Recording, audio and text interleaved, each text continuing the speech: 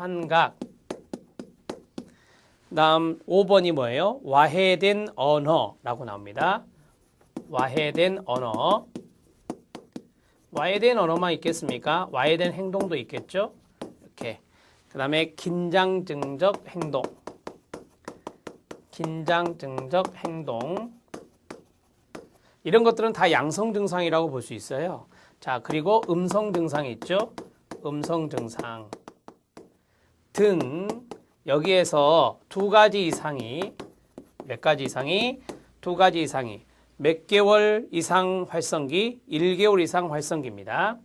자, 이 두 가지 이상이 1월 이상 활성기가 나타나야 돼요. 활발히 나타나는 것이 1개월 이상 지속돼야 되고요. 자, 그 다음에 장애의 징후가 6개월 이상 쭉 가라고 그랬잖아요. 장애의 징후 and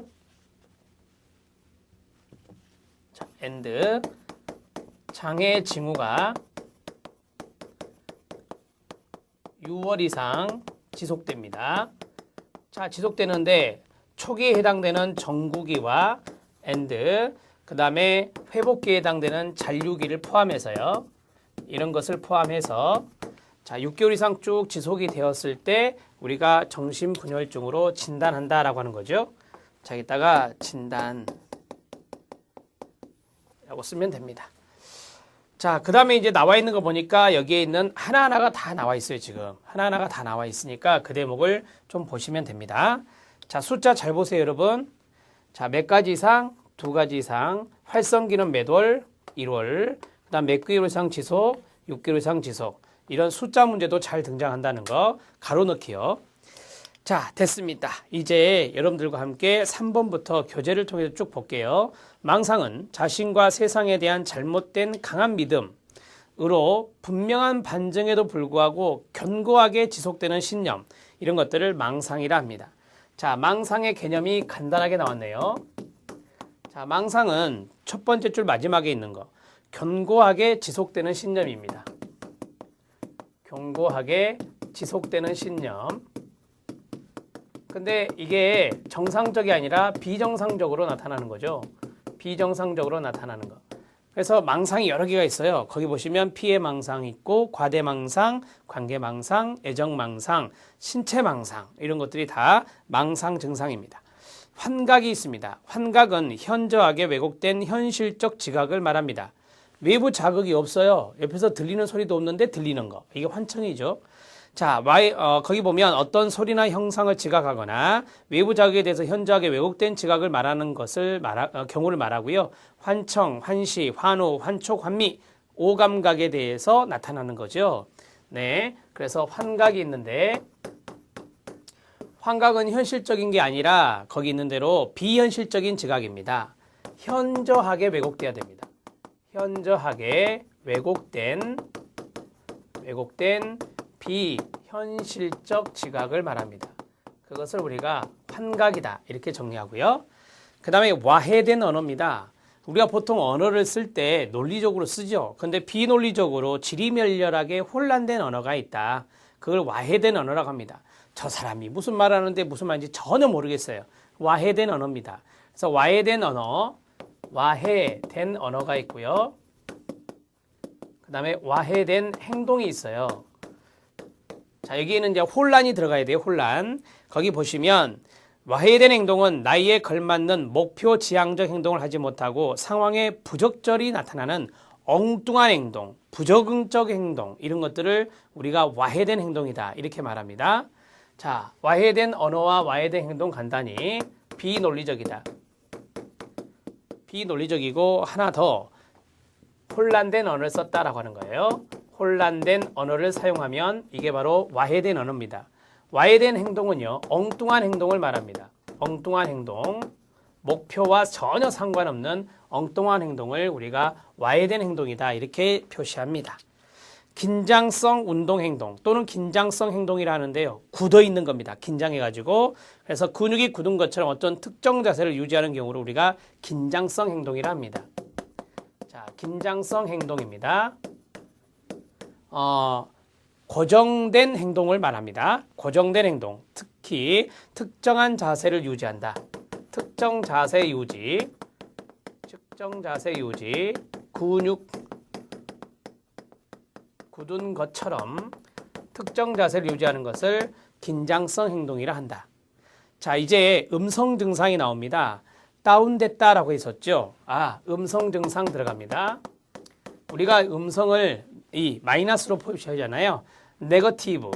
음성 증상은 다음과 같은 것들입니다. 이거 시험에 잘 나온다 말씀드렸어요. 정서적 둔마. 자, 둔마, 디프레션 된 거고요. 그 다음에 없을 무자가 나와요. 이 음성 하면은 한문으로 무자가 들어갑니다.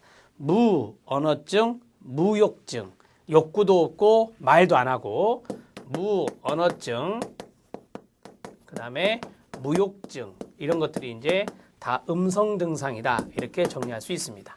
그러니까 여기서부터 여기까지는 양성 증상에 해당되는 것이라고 볼 수 있어요. 항진되는 거니까. 하지만 여기는 음성 증상들이다.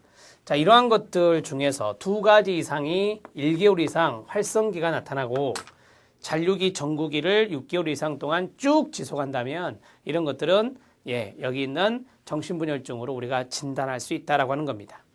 여기까지가 중요해요. 여기까지 우리 시험에 잘 나오는 거고, 자, 이제 원인 보세요. 생물학적 입장. 뇌, 동그라미요. 정신분열증을 뇌의 장애로 간주합니다. 그 뇌에서 연관성 있는 게 전두엽이거든요. 뭐와 연관성이 있다고요? 전두엽. 전두엽은 뇌의 영역 중에 하나입니다. 전두엽의 문제와 관련성이 있다. 이렇게 정리하십시오. 유전적 요인을 유전의 강력한 영향을 받으며 유전의 밑줄이요. 전두엽과 기저핵을 비롯한 뇌의 여러 영역의 이상과 더불어 전두엽 비필의 친진대사 저하과 관련된 것으로 알려져 있다라고 했습니다. 이 정신분열증과 가장 밀접한 관련을 지닌 것이 바로 신경전달 물질 도파민이에요. 그래서 우리 시험에 도파민 가설이 나왔거든요. 자, 바로 넘기면 도파민 가설이 나옵니다. 그 도파민 가설 정리하게요. 이렇게 하나 적어 놓고요. 정신분열증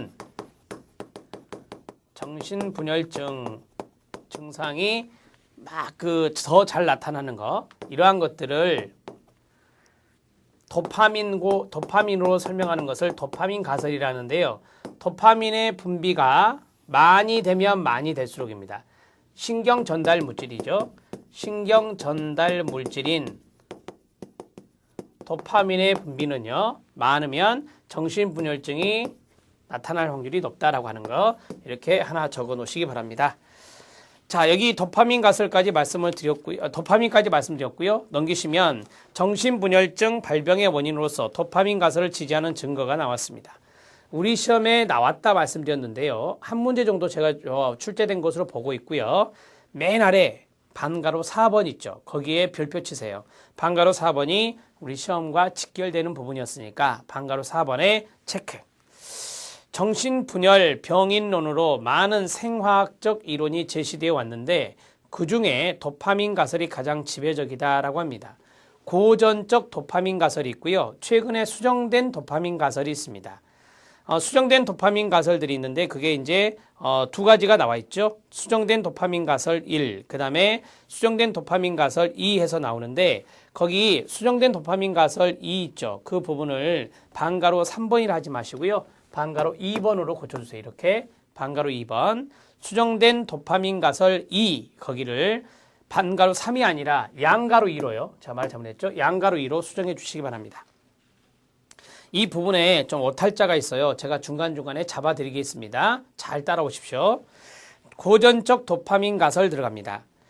고전적 도파민 가설은 도파민의 과다 분비, 말씀드렸죠? 여기 있잖아요. 도파민의 과다 분비, 정신분열증과 연관성이 있다 그랬어요. 과다 분비, 가로 묶어요. 그리고 도파민 수용체의 증가, 도파민 증가 생각하면 돼요. 증가의 동그라미로 인하여 도파민 활동이 과잉 상태가 되면, 과잉의 동그라미, 정신분열증이 발생한다는 가설입니다. 이거 가장 기본적으로 알아야 돼요. 도파민 분비가 줄어들 때 정신분열증이 나타나는 게 아니라 도파민이 많이 분비